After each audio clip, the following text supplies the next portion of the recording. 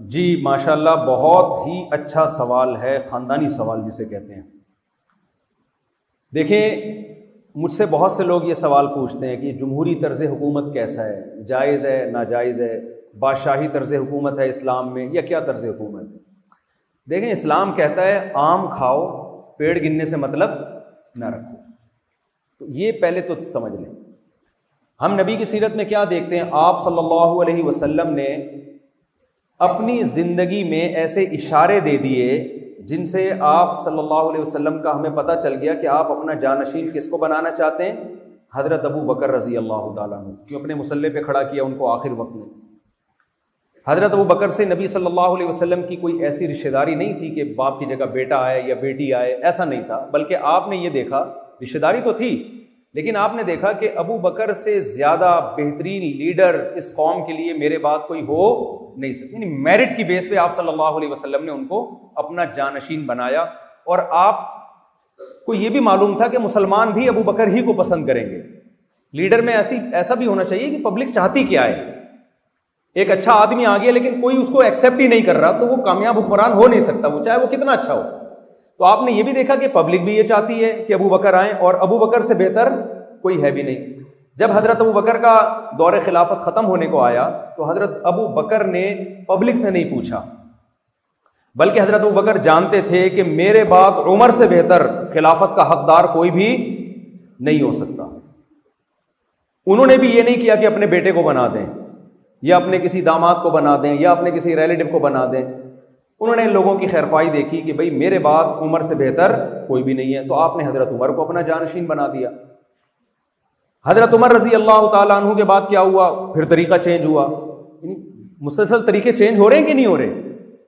حضرت عمر نے سوچا کہ میں کس کو بناؤں، تو حضرت عمر نے کہا کہ بجائے اس کے کہ میں کسی ایک کو نامزد کر دوں یا میں پبلک کو اختیار دے دوں کہ ووٹنگ کے ذریعے جس کو چاہیں بنا دیں، اس سے بہتر ہے کہ میری نظر میں جو 6 آدمی میرے بعد سب سے بہترین ہیں ان 6 کی کمیٹی بنا دوں کہ میرے بعد ان 6 میں سے کسی ایک کو آپس میں آپ لوگ سلیکٹ کر لیں۔ یہ ایک تیسرا طریقہ ہے۔ ان 6 میں جب حضرت عثمان کا انتخاب ہوا تو حضرت عثمان کے بعد خلافت کس کو ملی ہے؟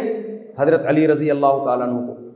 یہ چاروں خلفاء کی آپ اگر سیرت دیکھتے ہیں تو ہمیں صاف پتہ چلتا ہے کہ فوکس اس کو کیا جا رہا ہے کہ پبلک کا اور قوم کا فائدہ کس میں ہے۔ جہاں جمہوریت میں فائدہ نظر آیا وہاں جمہوریت کو ترجیح دی گئی، جہاں یہ نظر آیا کہ بادشاہ یا خلیفہ خود سے کسی کو پہلے سے سلیکٹ کر کے مسلط کر دے کہ بھئی آپ یہ آپشنل نہیں ہے، میرے بعد اسی نے ہونا ہے، تو وہاں وہ طریقہ اختیار کیا گیا۔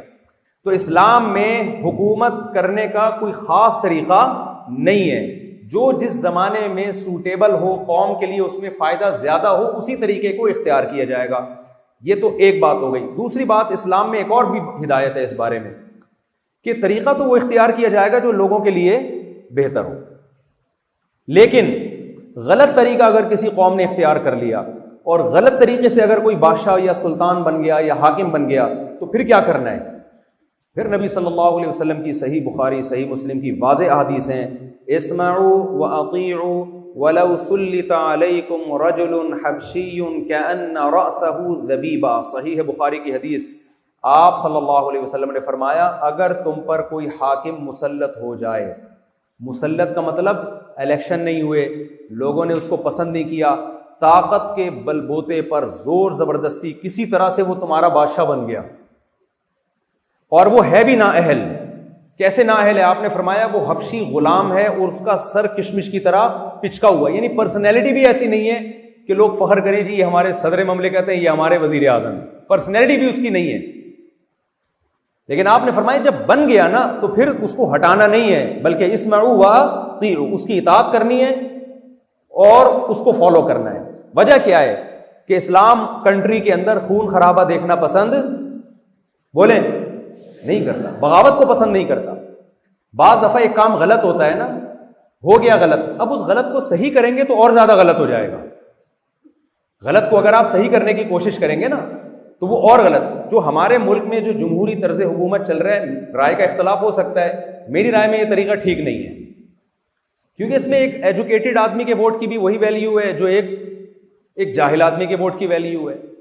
تو ظاہر ہے ہمارے ملک میں آپ بتائیں ایجوکیٹڈ لوگ زیادہ ہیں یا ان ایجوکیٹڈ لوگ زیادہ ہیں؟ تو غیر پڑھے لکھے لوگ زیادہ ہیں۔ تو عام طور پر سلیکشن صحیح لوگوں کی نہیں ہوتی. تو میں اس طریقے کا قائل نہیں ہوں جو ہمارے کنٹری میں چل رہا ہے. لیکن دوسری طرف حدیث کیا ہے کہ جو چیز آپ کے اختیار میں نہیں ہے, اب کسی بھی طریقے سے جب کوئی وزیر اعظم بنے گا, صدر بنے گا, جو بھی سربراہ بنے گا, اسلام میں دوسری حدیث بھی ہیں کہ آپ نے اس کے خلاف تلوار نہیں اٹھانی, آپ نے اس کے خلاف لڑنا نہیں ہے, آپ نے اس کی اطاعت اور فرما برداری کرنی ہے, تاکہ مسلمانوں کا جو ایک اجتماعیت ہے, جو ایک پاور ہے, وہ برقرار رہے. علامہ ابن تیمیہ رحمۃ اللہ نے یہ بات لکھی ہے کہ اسلامی تاریخ میں حاکم وقت کے خلاف جب بھی تلوار اٹھی ہے, اس سے اسلام کو کبھی بھی فائدہ نہیں ہوا, ہمیشہ اسلام کو نقصان ہوا ہے. تو یہ بات نوجوان طبقے میں بتائی جاتی ہے کہ جمہوریت ٹھیک نہیں ہے, یہ طرز حکومت ٹھیک نہیں ہے, لیکن اس سے مقاصد بڑے خطرناک ہوتے ہیں.